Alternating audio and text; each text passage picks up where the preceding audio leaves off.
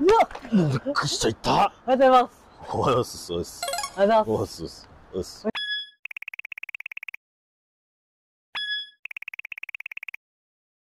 久しぶりです。なんかめっちゃ久しぶりだね。めっちゃ久しぶりです。いつぶりやねんっていう。チンギス・ハンのその後のことを調べたんですよ。調べたんや。はい。話聞いてくれます？この会ってない間に。そう。ほんでですね、早速話していきたいんですけど、何 ?YouTuber。一応ね、まずなんか YouTube ってなんか最初のスタートみたいなのあると思うんだけど。やっぱ本題に入るのがやっぱセオリーですよね。まあそういうのもあるかと思うんだけど、なんか俺的にはね、なんかオープンは。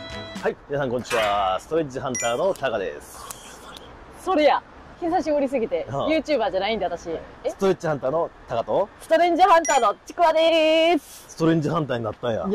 いよいよ、とうとうというか。ストレッジハンターになったんすか？いや、俺はストレッジハンターじゃない。ストレンジハンターになったの？ストレッジハンターのタカと、はい。今ストレッジハンターって言いました。ストレンジハンターにようやく格上げしたわけですね。それでも最後まで行きましたんでね。見習いとかでもなく、正式なストレンジハンターとして、まあ、凛とした感じで進めていっていただける。やりましたよ。やりましたよ。これ大都会でやってるからね。めっちゃ恥ずいからね。めちゃくちゃ街の中に呼び出されまして、しかもね。いや、ほんでな、ちょっと調べたんですけど、ちょっとカンニングペーパー使っていいですか？まあ、2つあるんですけど、そのうち1つが原稿で、原稿って知ってます？原稿、あれよ。なんかモノに最初に。違う。そんなダジャレ求めてないの。原稿といえば、元が日本に攻めてきた。日本、いやー言うて。攻めてきたよね。そう、攻めてきたんですよ。ありましたね、原稿。あれ、秘密あるん知ってました？秘密ありません。だって歴史にね、ちゃんといっぱい書かれてますから。なんて？原稿については。どういうこと？なんとか何年に、700何年、800、1000何百。じゃないんですよ。いや、そう、攻めてきたのも事実ですし、教科書にいろいろ書いてあるのも事実なんですけど、その前ですよ、前。5、6年前。5、6年前。そう、時は遡る。ある日、元からラブレター来ました。元から誰に？日本の、まあ、朝廷とか多分、幕府とかその辺でしょうね。元といえばですよ、世界で一番陣地が多かった国ですよね。その当時。勢力を拡大していった時はね。そう。の国からラブレターが届いて、どんな内容かというとですね、仲良くしようやっていう。仲良くしようやっていう。ラブレターからね。そう。っていうことで、最後に、不戦っていう、宣言をしないっていう、不戦っていう言葉が使われてるんですけど、不戦っていう文字をつければ、相手が対等ですよということを表したってことですね。なるほど。例えばその目上の人に使うのは、不備。不備ね。はい。書類に不備がありましたの不備。不備なんだ。はい。っていうのがあったんで、あくまでも対等として、従ってくださいっていう目下の人に対する手紙ではなかったんですよ。へー。ほんで日本どうしたと思います？こりゃもう決まってますよね。なんですか？よろしくお願いします。よろしくお願いいたします。はい。仲良くしましょう。そう。で、送るじゃないですか。ってなるのは当然だと思いますけど。無視しよったんですよ、日本。無視した。無視した。最悪。まさかの。そう。返事もしない。仲良くしようやって。そう。普通ね、そう。仲良くしようやって言ったら、まあ嫌やとかさ、ちょっと今できないわ、忙しいわとかさ、ちょっと来週予定入ってましてとかさ、ちょっと今から友達。飲み会ちゃうで。そういうのじゃなかった。無視。完全無視。完全無視やったんですよ。届いたちゃんと届いて、で、朝廷、言った天皇家の朝廷は、まあ返事はしましょうやと。友好的に来てるし、お返事ぐらいしましょうや。っていう判断だったんですよ。でも幕府が、いや、無視でいいっすやん、みたいな。もういらんわと。そう。無視と。そう。で、その時の日本幕府の方がちょっと力が強めというか、朝廷よりっていう時代だったんで、無視という結果になったんですけど、なんかもう5回ぐらいラブレター送り続けたんですよ。無視されてんのに？そう。めちゃめちゃしつこいやん。でも、日本、全部無視。徹底無視。徹底無視。何回送ってきても。そう。はぁ、それあかんね。あかん原因が坊さん。あかん原因が坊さん。坊さんよ。坊さんっていうのは？宋っていう国から来たんですよ、坊さんが。宋っていう国から来た坊さん。そう、中国で。その宋は現に滅ぼされてるんですよ。その坊さんが、まあ言ったら、今の外務大臣というか、外国との貿易を、助言する人の立場にあったんですよね。坊さんが。なるほどね。宋から来た坊さんね。そう、宋から来た坊さん。宋から来た僧侶。はい。自分的には嫌じゃないですか。そう。その手紙来た時に、坊さんどない思いますと。こんな手紙来ましたん言うて。あかん。絶対滅ぼしに来よる。無視や無視。無視。過去にやられてるからね。そう。って言いよったんです。だから無視した。そういう理由だったんや。そう。だからその坊さんは自分が宋に滅ぼされたというそういう感情だけで言ったんちゃうかって私は思ってるんですよ。はぁ。それがさ、なんかさ、坊さんがなんか上手にさ、屏風に絵描いてね、手紙書いて送り返したりとかしたらさ、いい感じになったかもしれないね。そうですね。それもうちょっと早く言ってみて。宋から来た僧侶の坊さんが上手に屏風に屏風に。ありがとうございます。想定内の全く言えない。ほんで、5回も送って古虫じゃないですか。そらもう切れますやん。いや、ほんまええ加減にせえよと。そうだな。しかもなんか、その時に政権についてたのが北条さんなんですよ。なんかつながりあるね。そう。出てきましたか、ここで。頼朝の奥さん、北条政子さん。あっち系なんですよ。それはなおさらね、俺はもうあかん言うてな。そう。言うわね。で、攻めてきたっていう。タイミングはいろいろあったよね。そういうね。もう、あかんタイミングに送ってきたな。でも、その仲良くしたいっていう気持ちを5回も送って、そんなんする日本。まあ、したいよね。宋から来た坊さんと、頼朝の奥さん家系の北条氏。いやでも北条氏のその時の政権持ってたの18歳の少年やったんで、一応成人とはされてますけど、やっぱり判断力とかついてないんで、やっぱ坊さんっすわ。周りの偉いさんが言うたと思うんですけど、っていうのがあって攻めてきたって。そうね、我慢したよな。何回も送って。おじいちゃんの故郷やしって。返事まだかな、まだかな、まだかな、まだかなって言って、学研のおばちゃんまだかな言うて。そのネタは私はちょっとジェネレーションギャップでほんまに渡らんのですよ。すいません、ほんまに。ほんまにもう巨頭顔しかできへん。学研のおばちゃんのね、過去の CM のリンク貼っときますんで。そんなんいらんやろ。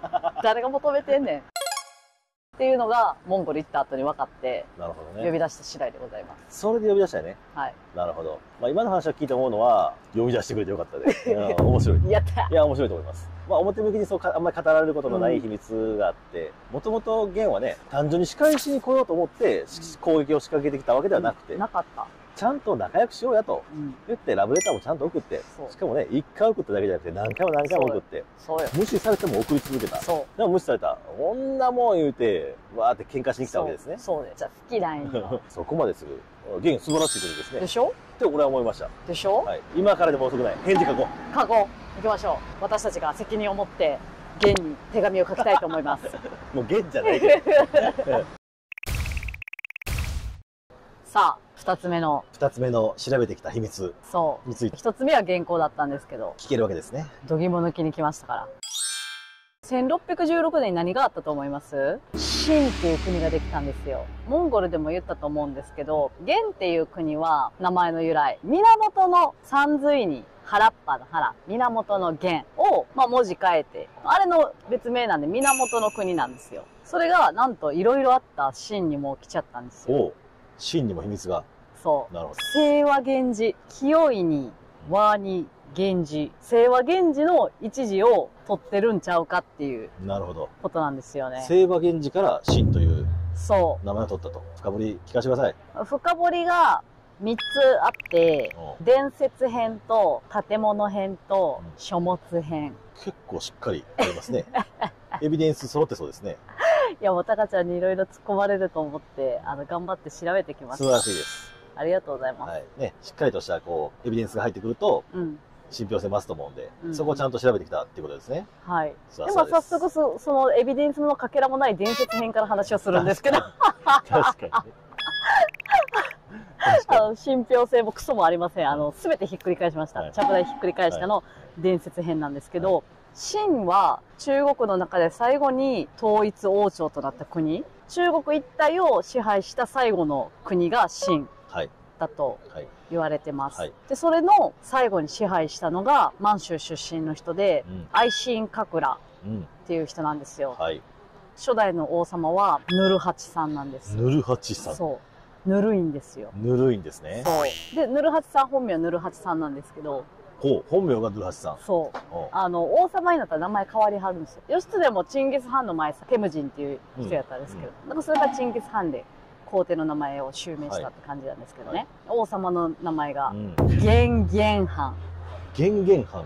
ヌルさんが。ヌルハチさんがね。ヌルハチさんが、王様になって、名前は元元藩。元元藩。で、その藩っていうのは王様っていう、聡明なる王様っていうので、元元藩って言うんですよ。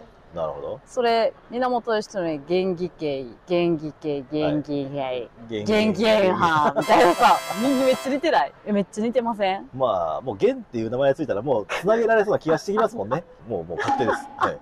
もう元はもう全部源のね、義経に繋いでください。いやもう本当、これ義経で襲名しちゃってるわって思っちゃったんですけどね。秦の国の建国には結構謎が多くて、1616年って言ったら、日本で言うと室町時代とか安土桃山時代とか、例えばその時の日本の歴史ってまあある程度しっかりあるじゃないですか。誰が何してこれして、誰んとこの家でこないして生まれて、あるやないですか。記録としては結構残ってると思いますね。そう。なんと秦の国、建国の記念ほぼ残っておりまして。ああ、そうなんや。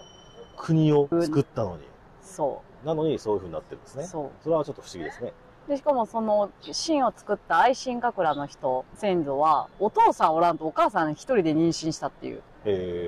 そういう伝説があるんですよ。なるほど。で、それってさ、あり得るんですか？そんなことは生物学的にはありえませんけどね。ありえませんよね。はい、ってことは、つまりお父やんは多分あんまり知られたらまずい人なんですよね。祖先が。そういうことです。大体そういうことです。そう。だから隠したいから、そういう伝説を使ったんちゃうかという妄想です。なるほど。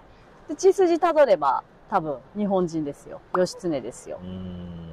で、しかもその愛新覚羅の人は結構後世を遡ってみたんですよ。そしたら結構日本との皇族とのやりとりが多い。かなり多いです。一族になってまして。はい、その辺詳しいですか？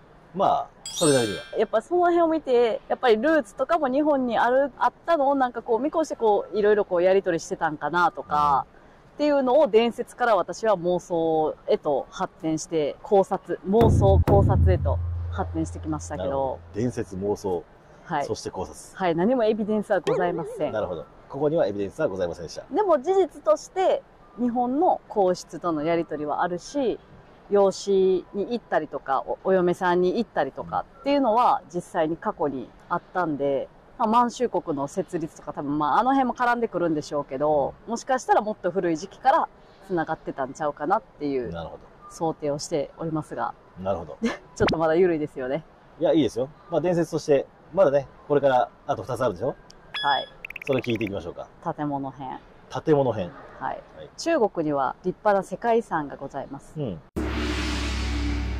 で、その秦の国の宮殿には、平和の和っていう字が、むちゃくちゃ使われてたんですよ。中国の世界遺産の建物。そう、今出てるその建物ですよ。この建物には、昔和っていう字がめっちゃ使われてて、大和殿とか、保和殿、中和殿、あとは陽和宮、共和門っていうふうにその和が、和ばっかりや。そう。まあ和ピックアップしたんで和が多いように思うんですけど、まあ使われてましたと。はい、その時の日本人って和人って言われてたんですよ。同じ和じゃないですか。同じ和なんですよね。同じ和で、原稿が過去にあったから、ある意味こう、仲良くはしてるけど、敵対する、国が違うから可能性もあると思うんで、そういう字ってあんま使わんかなって思うんですよ。例えばさ、皇居になんかめっちゃローマ字のさ、カタカナの字とか、そんなんつけるんかな？もうつけないよね。そう、赤坂離宮とか、須磨離宮とか言うけどさ、ホワイトハウス、ブルーハウス、つけへんやん。つけない。は使っちゃってんのよ。一個だけ、気になるところがあって、秦の次の国、中華民国の時に、偉いさんが位についた時に、一番に何したかっていうと、その宮殿の和がつく名前全部書き換えたんです。それは今はでも額縁とかは残ってる、宮殿には残ってるんですけど、名前全部変えたんですって。和の文字全部なくした。意味深。それは意味深。じゃあなんでその和を変えることにこだわったのかっていうと、そういう秘密とか知ってたんちゃうかなって私は思います。日本の歴史を隠したかったと。そう。なんか関係がある何か秘密を知ってて、危ないところに踏み込んでいそうな話ですね。そう。僕らこれをそんなこと言ってしまっていいんでしょうか？知らんっすわ。それの、この情報が危ういかどうかも知らないんで、私はベラベラ喋ってます。信じるか信じないかはあなた次第ということで、まあ大丈夫でしょう。まだちょっと、あれですか、エビデンス近づいてきました？いや、近づいてきました。まあ事実ね、歴史としてその和という字を変えたという歴史は間違いなくあるわけですもんね。そうですね。それも和という字が入ってるやつは全て変えてるわけですからね。そう。これはまあ怪しいです。一番にしちゃった。一番に変えちゃったから。これは怪しい。怪しいなって。怪しい。それより先にすることあるやん。国が変わるって偉いことよ。そうだね。ブルーハウスをじゃあまずここ赤坂離宮にしましょうって。する？最初に。しない。そんなどうでもええやん。名前なんか。他のことせよと。そう。思いますね。って思うんですよね。面白いじゃないですか。面白いっしょ。はい。それじゃあ3つ目いきましょうか。緊張してきたよ。確信の3つ目。これで確定に変わりますからね。ほんまに？そうなのかそうなのかときて、最後3つ目ですから、それは期待値上がりますよ。皆さん、応援してください。タカちゃんを言いくるめないとダメです、私。応援してくれる方は、グッドボタン。あと、応援してますってコメントお願いします。じゃあ最後ですよ。書物編。書物編。一番重要そうなやつ来ましたね。書物ですからね。大日本人名辞書っていう本がある。大日本人名辞書。そう。人の名前がいっぱい書かれてる辞書です。そこにこういった表現があります。義経、蝦夷に逃れ、信に渡り、中国ですね。神帝の始祖となるっていう表現があるんですよ。大日本人名辞書に。義経、北海道に逃げる。中国に渡った。秦の国の、秦の帝の始祖だから本当の祖先の人ってなるっていう表現があるんです。全部そこに答え書いてある。一番最初にそこ行ったら確定しとったんじゃん。いやいや。こんな一個一個全部追っかけていかんでも、もう書いてあった。辞書に。いやもうそうですね。大日本人名辞書に。もう義経、はい、ここ行って、こうなって、はい、こうなりました。結論まで書いてある。プロセスが大事ってタカちゃん言うやん。大事やけど。ありました。モンゴル行った後に余韻に浸りながら調べてた時に気づきました。攻略本やん。義経攻略本。いや、一冊だけじゃなくて、もう一冊あるんですよ。イギリスの講師のデビスさんが書いた、新国総録っていう、秦の国の総合的な記録という。新国総録。そう。デビスさんが書いた新国総録。イギリスですからね。なるほど。はい。ちょっと読みます。はい。チンギス・ハンの孫、フビライの子孫は、明朝、明の国ですね。明のために放逐されて、明の国になった時に、万里の長城の外に追いやられたんですよ。蒙古の古地、古い土地、及び満州に逃れ、長の娘と結婚して王子を撃った。彼らは猛威を振るって、後に退去して、明朝を滅ぼし、国を秦と号した。秦と決めたと。秦帝をチンギス・ハンの孫、フビライの末裔とするのはこのためである。もう、書いとる。結論。はい。むちゃくちゃまとめてくれてる。そう。何話も撮りましたよ、僕ら。いやでも、このイギリス講師にはそのチンギス・ハンの孫やから別にそこの義経のことは書いてないからね。まあ、この大日本人名辞書とイギリス講師のその書いた文合わせたらもう終わった。もう確定です。前編と後編で繋がってしまいました。完了です。という、はい、のが、義経の思いというか、血筋は時代を超えて生きてるっていう。はぁ。はい。っていうのが秘密です。はい。ということはよ、つまり、秦の国の愛新神楽さんが天皇家に嫁いでるということは、その義経は天皇家と今もう融合しちゃってんねん。血筋がね。血筋がね。そうなりますよね。うん。はぁ。まあ、表に出ることはないでしょうけども、それがね、一般の国民に多く知らされることはないと思いますが、まあそういった書物であったりとか、まあ僕たちがこうやって追ってきたものを総合すると間違いないよねって思っちゃいますよね。そうですね。日本と、まあモンゴルか秦とか元が言ってることだけじゃなくてもイギリスまで出てきちゃったしね。ね、面白い話持ってきましたね、今日は。はい。よかったです。これをタカちゃんにどうしても言いたくて来ました。呼び出しました。来ていただいてありがとうございます。いやー面白いな。はい。面白いです。ありがとうございます。いやーさすがです、鹿さん。ようやくストレンジハンターとしても独り立ちできそうかな。いやー本当にね、ここはもう認めざるを得ないなと思ってますが。まあ、ここからちょっとね、最後、まとめをしっかりね、話させてもらって、まあ、この先ね、どうしていくかとか、そういうこともちょっと話せたらいいかなと思ってますんで。わかりました。言いましょうか。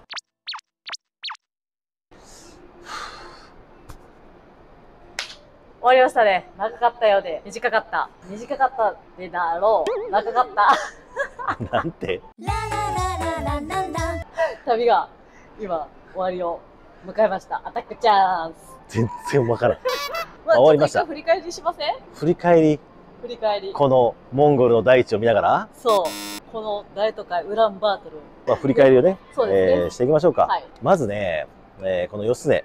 第1話からね。義経のね、第1話の前にね、やっぱこの、長なるよ。俺に話させると。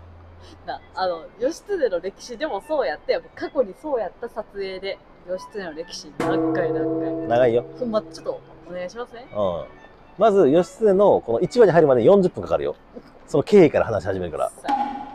いい？いいよ。ね。まあね。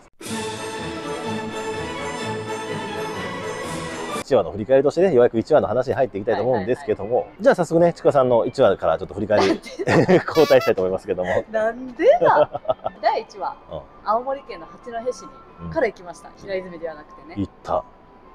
古文書があると。義経来たと。っていうところから、あれは衝撃でした。まさかね、あんなものが見えるなんて。あれがあったから、多分その先の義経を追っていくのが、信憑性も上がった状態だったし、すごく盛り上がったし、あとは、危うく凍傷になりかけた。まあ、それがもう本当の思い出ですね。寒かった。寒かった。ただの神社好きとしても、いい神社でした。そうだね。神社好きとしてはもうたまらん感じでした。富士山もすごいね。めちゃくちゃいい、本当にいい方で。いろいろ教えてくださいましたよ。義経以外のこともいろいろと教えてくださいましたね。お世話になりました。本当に。ありがとうございます。そんな第1話でした。じゃあ次、第2話、たかちゃん行こうか。第2話ね。第2話、行きました。中尊寺行った？平泉行きました。まず、金色堂ですね。金色堂の輝き、柔らかめのライトが当てられた金色堂っていうのはやっぱ素晴らしい景観だったし、圧巻だったのは金色堂のその金だけじゃなくて、装飾、細かい装飾。ね。キラキラしたものが、こう、柱と、こう、バーンみたいな。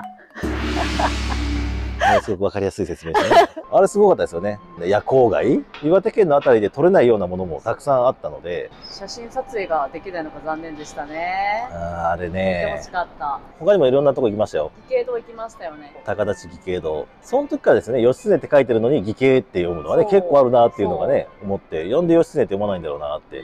まあその時に疑問に思ったりもしながら、その義兄堂に行って、そこでは亡くなっていない。っていうのがなんとなくこう、やっぱり、明確になってくるわけですね、実際に行くと。景色がね、また良かったですね。良かったです。川があって、山があって。もう川があって、山があって。部屋があって、たまらんですね。ねえ。なんか、そんなに前じゃないのに、すごくこう、懐かしさがあるというか、2話はそんな感じでしたか。じゃあ次、第3話。第3話。第3話。宮古に行きました。宮古ね。もう義経の足跡をまんま辿っていきますから。宮古行きましたね。宮古に行きました。岩手県宮古市。半岸稲荷、黒堀神社。小山八幡宮。神社行きましたね。神社多かったですね。全部神社でしたね。全部神社で。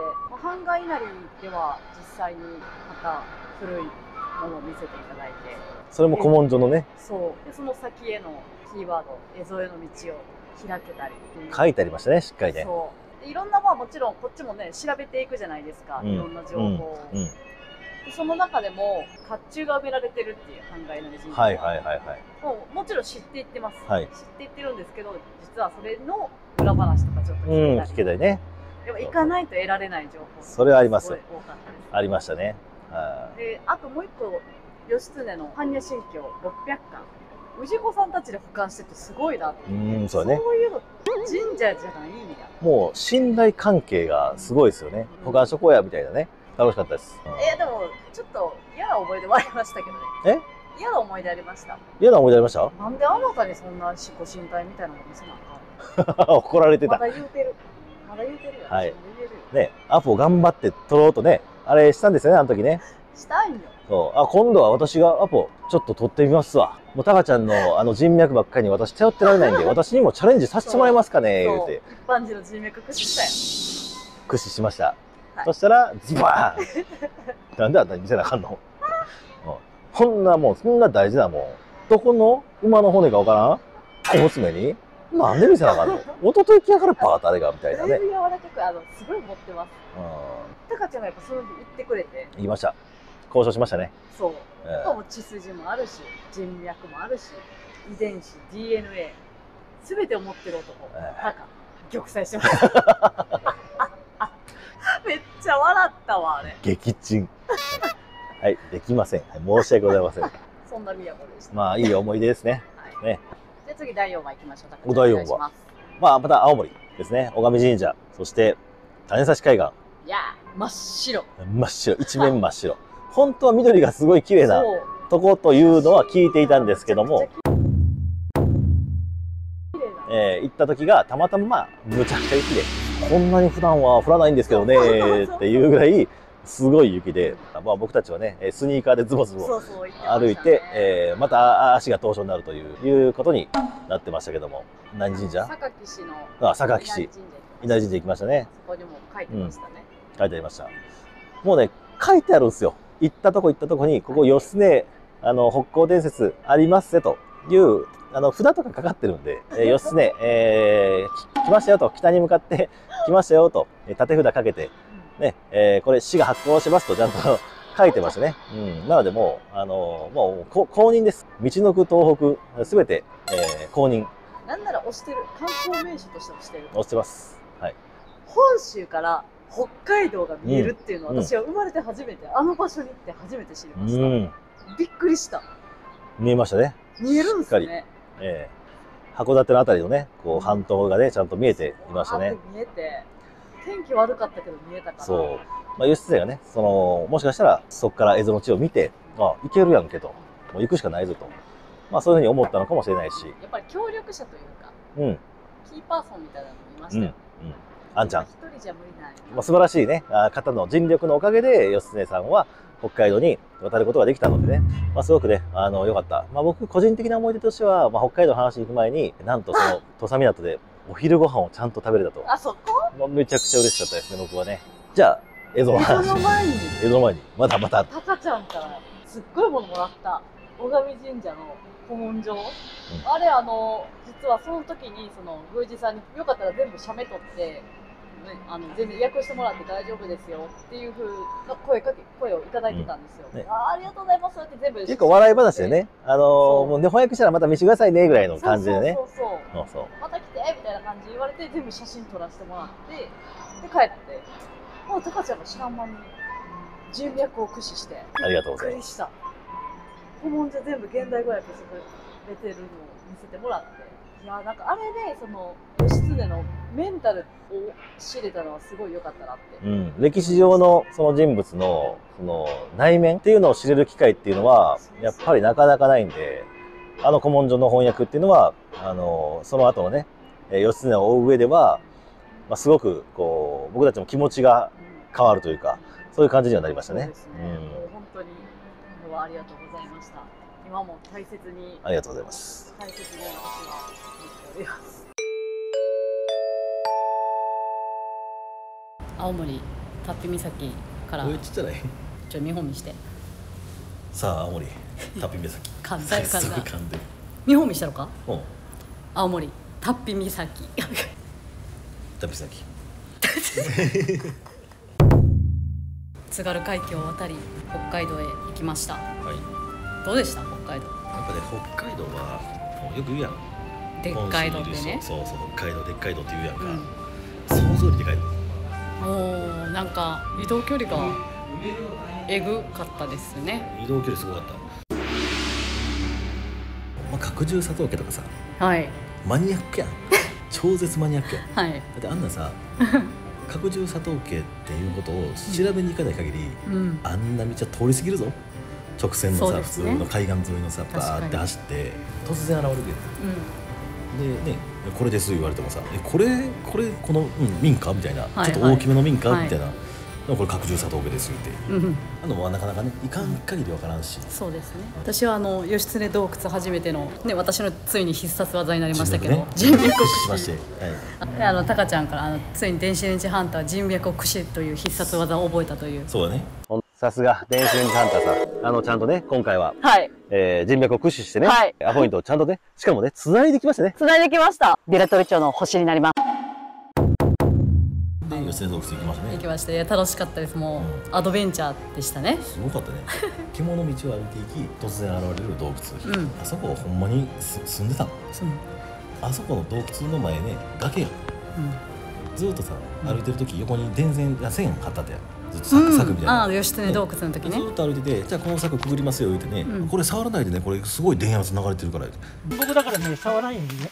おっとさっき言えよあやくその電気の線触りかけて危なかったね。まあ面白かったよ。あとどこだっけ、義経岬。いや弁慶岬な。弁慶岬とかさ、あと弁慶の足跡見たよ。弁慶の足跡見た。どうやった？うわめっちゃ大きくて。すぎるやん。あれは嘘。バケモン君とかいいよ。あれは嘘。北海道に続いて行きましたね。行きましたね。どこ行きました？せーの。ロシアとの国境。ほんま一生行きゃえへん。それはつまりどこの国ですか？せーの。モンゴル。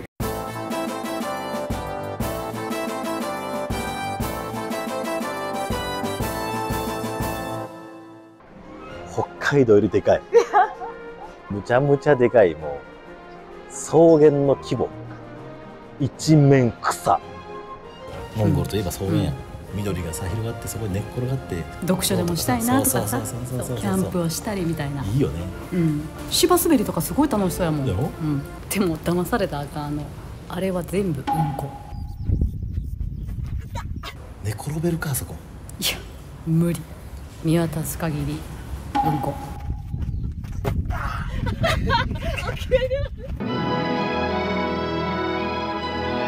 もう行ったらね、ハプニングとかもあったりはですね。いやスタックしましたね。ああ、まさか泥地にねはまって動かなくなり、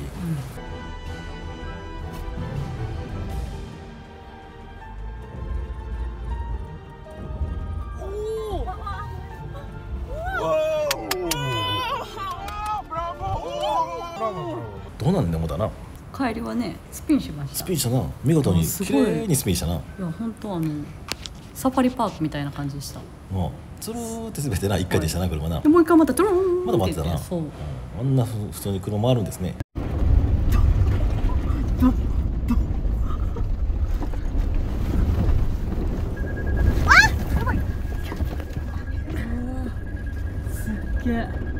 やっとアスファルト来ましたと。150キロ加速してもうひたすら加速して平気で150キロ抜いていくよね。めっちゃ怖かった。あれ怖かったな。あれはほんまに怖かったです。で運転手さん何て言ってた？大丈夫大丈夫大丈夫大丈夫。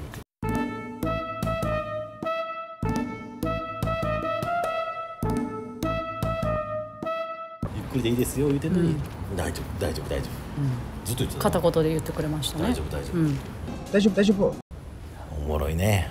いやもうその順を追ってきてよかったですね。その、最後のその国境付近のダダル行った時とかは、地形が平泉に似てるとかさ、いかなわからんでしたもんね。そうね。はい。あとね、ダダルのその向こうでは生まれたところだとされてるけど、あそこは違うね。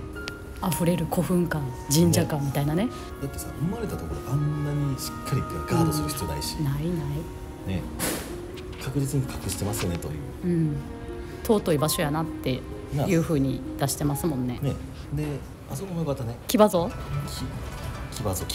博物館のある。でかかったな。世界一ですから46メートル。いや、46メートルのさ、威圧感というか色合いもそう、シルバーにね、めっちゃかっこいいですよね。めちゃめちゃかっこいい。上も登ってタカちゃんなんかもう小鹿みたいに震えてましたよね。高いんやもん、で中には歴代皇帝の銅像があったりとか、その横の肖像画の裏手にあるようなとこの絵画が戦いに行く馬に乗って戦いに行くっていう絵が描いてあったんですけど、それの鎧めちゃめちゃ日本の武将で、これそれは確かに描かれてましたね。そうとか、その北海道の鴨江内村で見た兜、そうあれとイラストのその兜がもう形そっくりでしたもん。上になんかこうチョボみたいなのがあって一緒でした完全に。それがチンギス・ハンの騎馬像の下の博物館にあったっていう。いかんとわからんね。いかんとわからんよ、まあ楽しかったですね。実際にね終えてよかったです。まあとにかくね、モンゴルに行けてよかった。また雑。何がしんどかったですか？しんどかったこととかありますか？移動、雪道でも前が全く見えない状態なのに、なんか時間はちゃんと行かないといけないというプレッシャーもある。何がしんどかった？何がしんどかった？タカちゃんの長話を聞くのがしんどい。いつかそのタイミングが来たら長っ。いやもうなんかもっとこうパーンパーンって喋ったらええやん。同感です。全くの同感です。全くの同感です。いや貴重な話だと思うんですけど、もう眠たい。それもいい思い出ですね。先生したんじゃないですか。はい、もう本当に今日はすっきりした気持ちで家に帰ります。そうですか。はい。歴史は暗記だと思ってたんですよ、教科として。もう追ってみて行ってみて分かることがめっちゃ多くて、これが歴史やってなりました。実際の生の声を聞けたっていうのはめちゃくちゃ私の財産になりましたね。これは素晴らしい、成長しましたね。やったー。じゃあもしネタ持ってきてまた持ち込み企画したいって言ったら、タカちゃんが心惹かれたらいいよって言ってくれますか？もしかしたらいいよって言うかもしれませんが、また長話は聞かなければならない。面白い持ち込み企画をお待ちしていますね。まあ、吉田さん、本当楽しかったです。本当楽しかったです。ありがとうございました。それじゃあまた会う日まで。バイ。この動画見ていただいて、また感想とか送っていただければ、コメント欄に書いていただければと思いますので、全部見てますんで、また面白い企画をこれからも続けてやっていきたいと思いますので、チャンネル登録よろしくお願いします。お願いします。チャンネル登録、グッドボタン、そして通知ボタン押してくださいね。よろしくお願いします。お願いします。